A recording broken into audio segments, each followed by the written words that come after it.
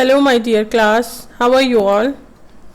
Today, I will explain some of the very important gaseous phase equilibrium constants expressions.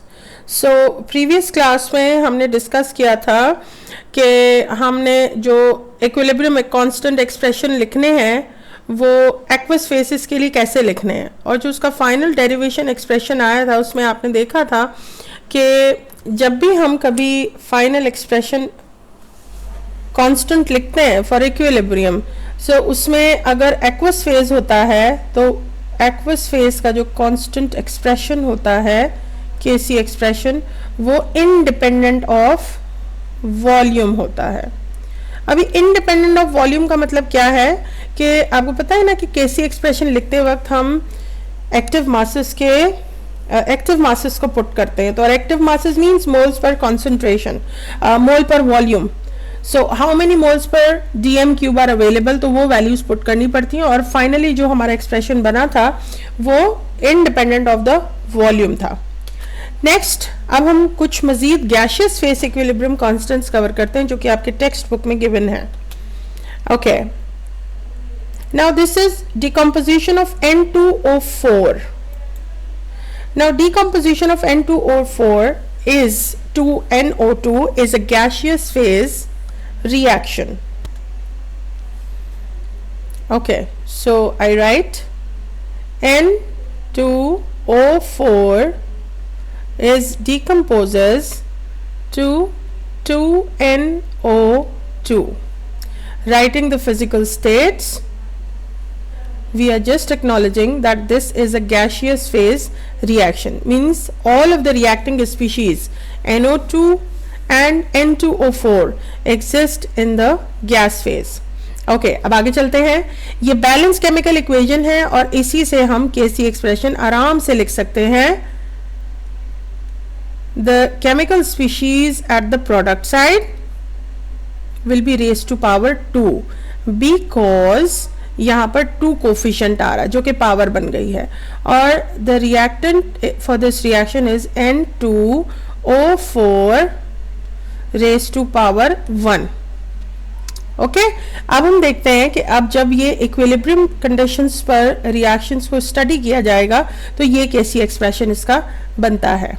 अब हम देखते हैं कि जब इस रिएक्शन को स्टार्ट किया गया था और टाइम था 0 सेकेंड, तो हमारे पास जो मोल्स थे इधर वो थे A मोल्स, और उस वक्त there was 0 mole of the product. इस बात को बेटा हमने लास्ट क्लास में बहुत अच्छी तरह से डिस्कस किया हुआ है।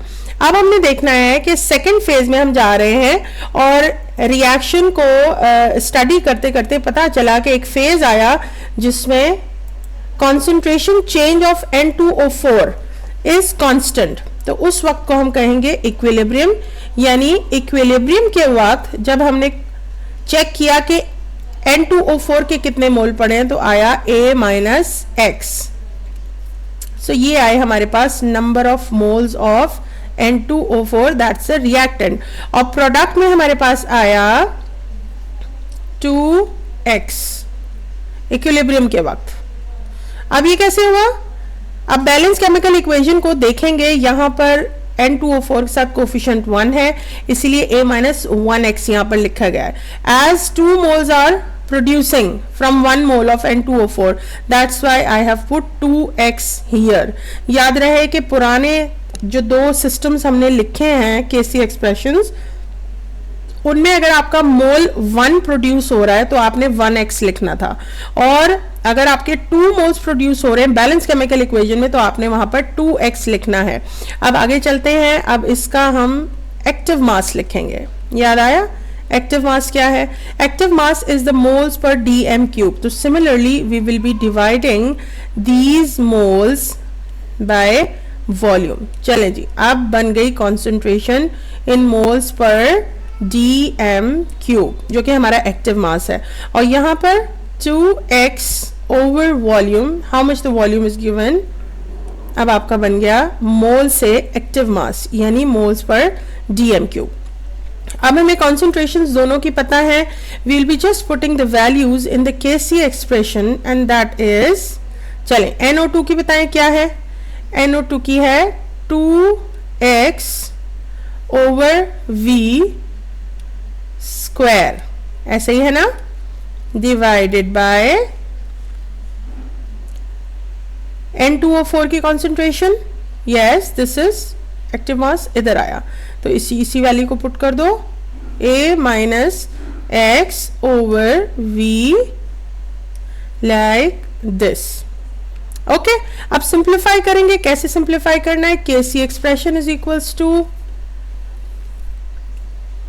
Okay 2x over v raised to the power square divided by a minus x over v, ऐसे ही है ना, फ्रैक्शन का मतलब यही होता है। अब आगे लेके चलते हैं इसको। अब आपने 2 2s are 4 and x are x square over v square, and इस डिवीजन को मल्टीप्लाई में कन्वर्ट करते हैं तो v आ गया ऊपर और a माइनस एक्स बन गया denominator, right.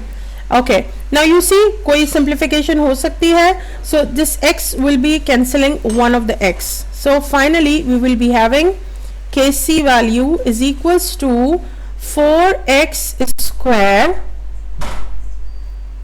upon 1v is left and a minus x। याद रहे कि ये KC एक्सप्रेशन हमने ऐसे सिस्टम के लिए लिखी है जिसमें वॉल्यूम इन्वॉल्व है, यानी वॉल्यूम डिपेंडेंट है। So all the gaseous phases equilibriums constants are dependent on the volume. Okay, the next we will be very fast in writing this. This is the synthesis of ammonia. मैंने आपको पहले भी कहा था कि ये बड़ा ही इम्पोर्टेंट एक इंडस्ट्रियल मेथड है जिससे कि हार्बर प्रोसेस हम कहते हैं इस इंडस्ट्री को, और इसमें अमोनिया को मैन्युफैक्चर किया जा रहा है। अब अमोनिया क्या है बेटा, फॉर्मूला अमोनिया का NH3 एंड NH3 का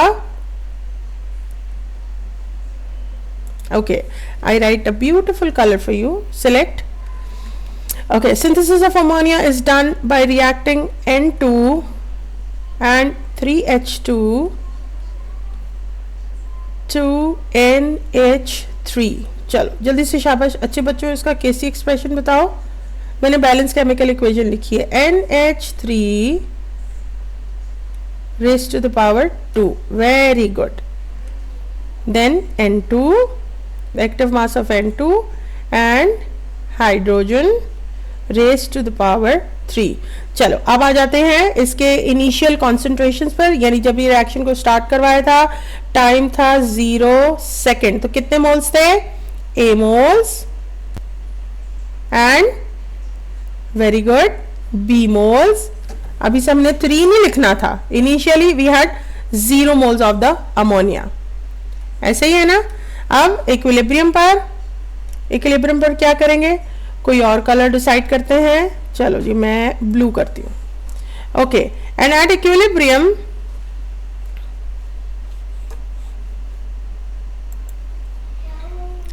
okay, at equilibrium when the equilibrium was established, so nitrogen का था A minus x mole and hydrogen के लिए B minus 3x, very good, because 3 moles were consumed, और यहां पर आ जाएगा 2x, very good. Active mass बनाते हैं, एक्टिव मास बनाने के लिए क्या करते हैं, वॉल्यूम से डिवाइड कर देते हैं मोल्स को। सो A minus x over V, unit is moles per dm cube.